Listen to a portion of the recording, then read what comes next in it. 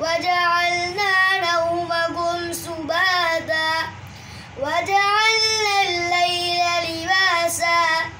وجعلنا النهار معاشا وبنينا فوقكم سبعا شدادا وجعلنا سراجا وهاجا وأنزلنا من المعصرات ماء سجاجا لنخرج به حبا ونباتا وجنات ألفافا إن يوم الفصل كان ميقاتا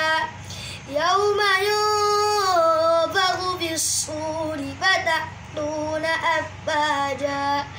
وفتحت السماء فكانت أبوابا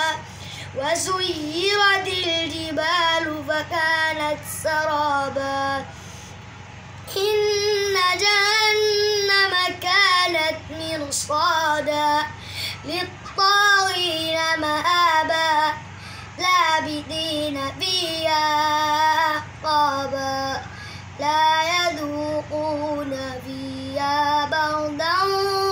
ولا شرابا صدق الله